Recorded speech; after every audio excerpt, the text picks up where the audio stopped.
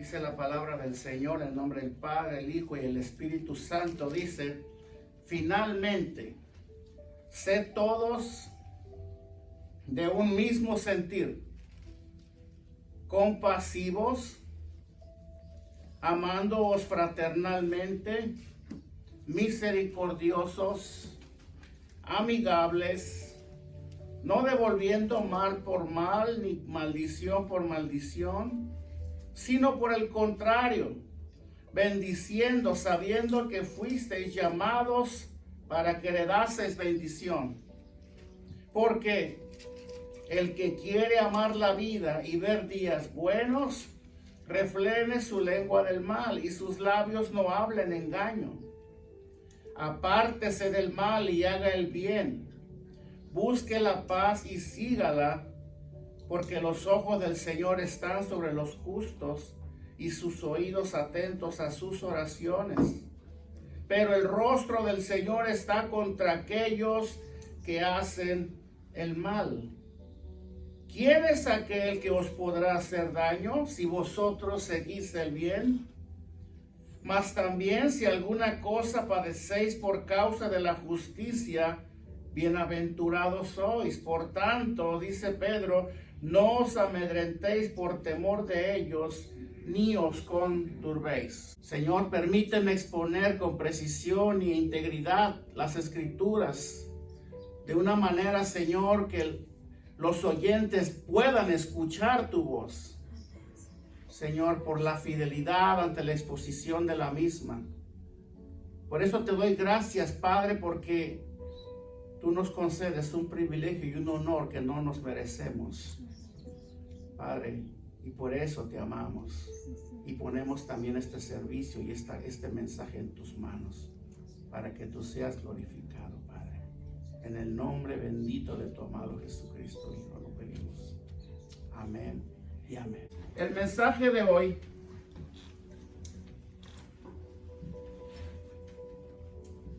a primera vista parece ser como una exhortación sana y válida para los creyentes, y lo es, pero tiene una razón y tiene un contexto en el cual esta palabra es sostenida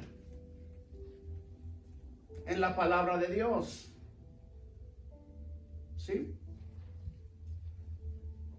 La realidad es que detrás de una exhortación tan llena de amor por parte del apóstol Pedro, tan llena de solidaridad, había una realidad cruda en la vida de los oyentes que la estaban escuchando en aquel entonces. Amén. Una realidad cruda, una realidad que quizás no quisiéramos vivir. Generalmente se nos dan buenos consejos y a veces cuando la situación no amerita tanta disposición para obedecer o para seguir un consejo, simplemente lo tomamos como lo que es, un consejo. Gracias, te lo agradezco.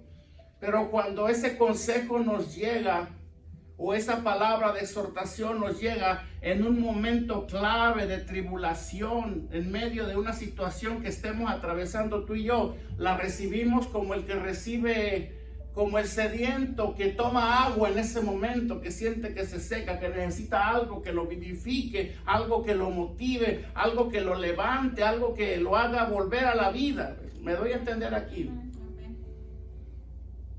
Esta fue la realidad de un grupo de cristianos, entre muchos de ellos judíos, resididos en la ciudad de Roma, donde Pedro les hace una exhortación con el fin de levantarlos y de animarlos.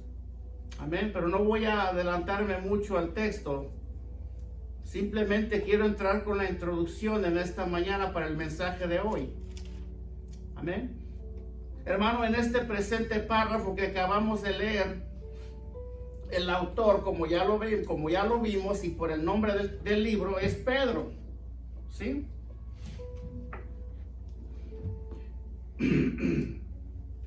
basa Pedro, el escritor, el escritor de esta carta basa sus exhortaciones a observar una conducta genuinamente cristiana a los cristianos en Roma.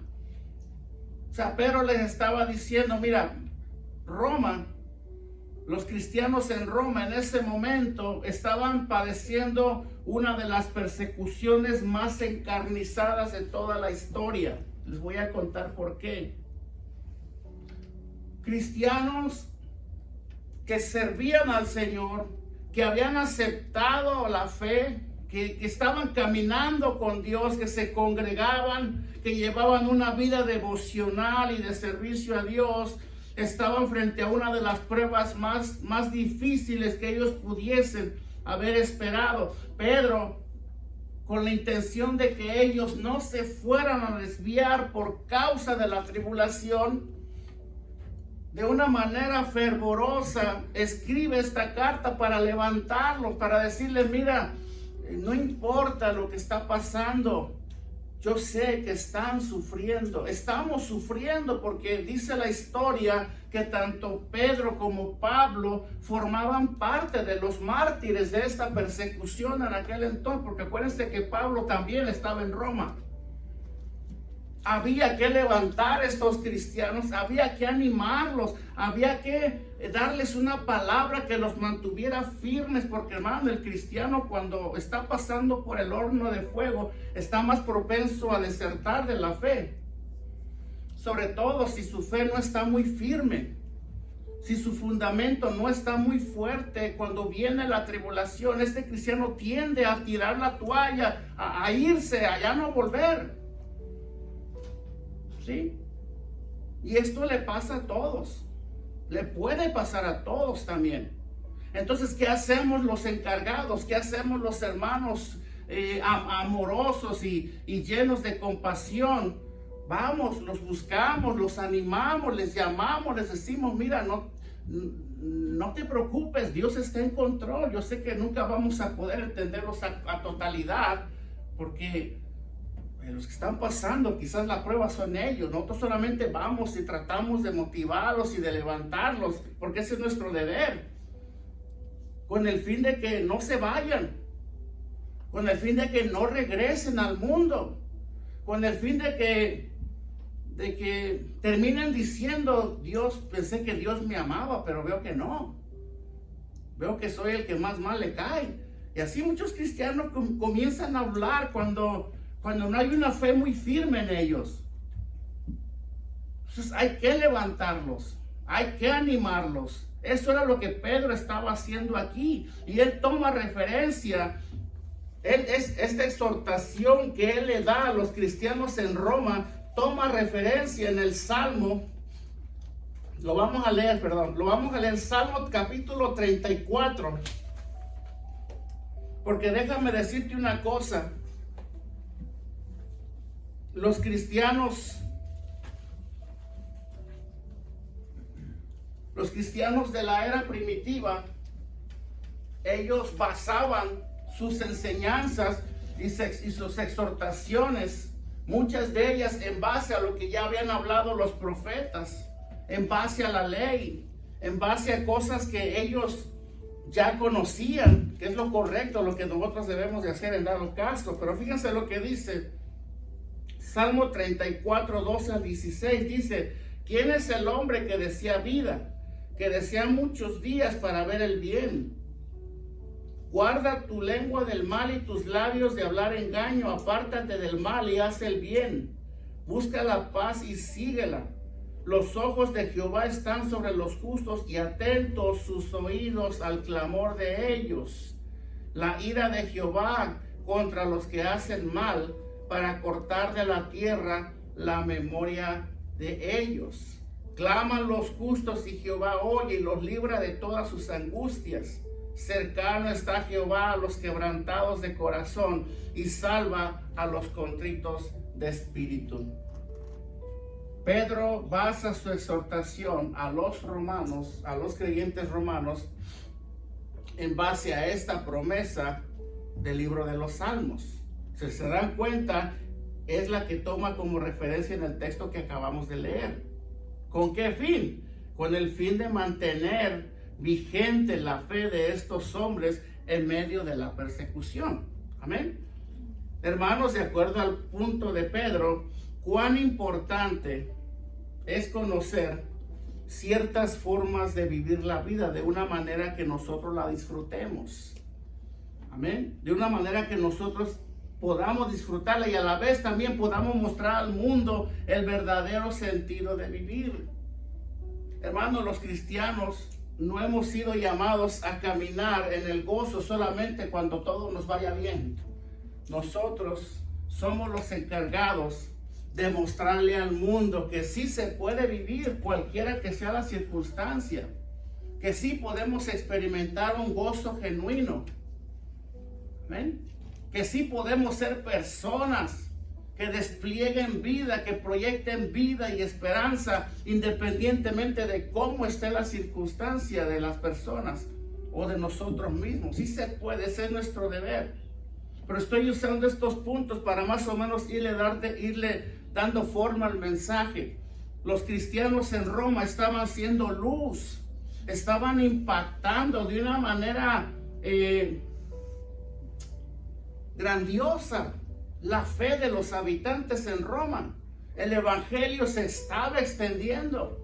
El estilo de vida que ellos estaban viviendo frente a los incrédulos de aquella región estaba causando un impacto, tal impacto que llegó a los oídos del emperador Nerón. Amén.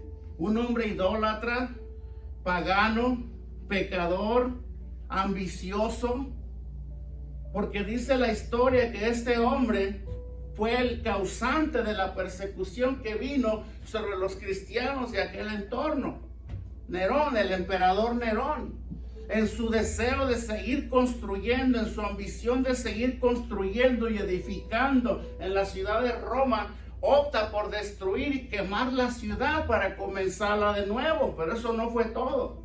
Esa acción egoísta de Nerón provocó la pérdida de muchas casas, provocó la pérdida de muchos templos religiosos, provocó la pérdida inclusive de muchas de las reliquias que se adoraban en aquella ciudad. Y eso, hermano, provocó gran hostilidad entre los habitantes de Roma hacia Nerón, a tal punto que su posición se vio amenazada en un intento egoísta de edificar una ciudad a su deleite, para su deleite. Él termina siendo rechazado aún por sus mismos habitantes. Su trono se vio en peligro. Él tenía que hacer algo para salvar su reputación y su imagen frente a los ciudadanos. ¿Y sabes qué fue lo que hizo? Le cargó la culpa a los cristianos. Él decide culpar a los cristianos de esta devastación en la ciudad, lo cual provocó la persecución más encarnizada, como dije hace un momento, que el pueblo de Dios pudo haber experimentado. Amén. Fue Nerón el causante y muchos de los ciudadanos murieron.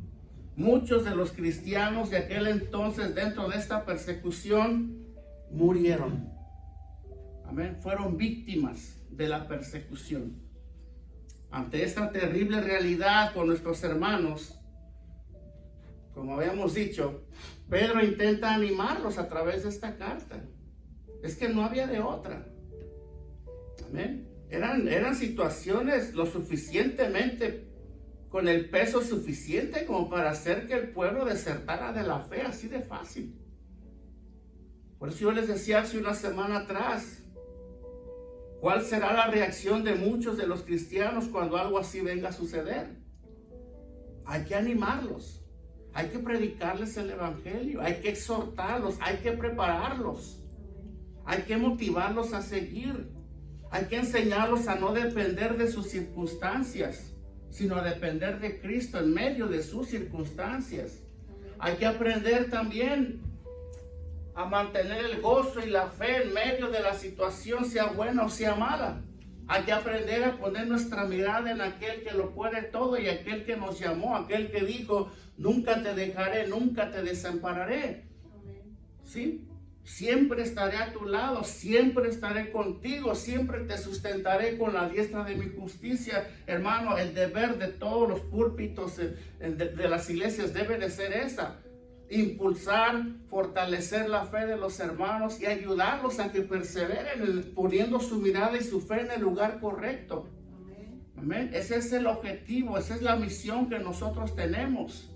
Ese es el deber que como ministros tenemos delante de Dios: motivar al pueblo, impulsarlo a que sigan, que no se detengan, ¿sí? Que sus decisiones a seguir no estén determinadas por cómo está la situación en casa o en el trabajo o en su ciudad, sino sea buena o sea mala, confiar que el Señor siempre tiene un plan para todo, que nada se sale de su control. Esa es la confianza que nosotros debemos de tener. Esa era la actitud, el motivo, el trasfondo de la intención de Pedro al escribirle una carta a estos hermanos que estaban en medio del sufrimiento. Amén.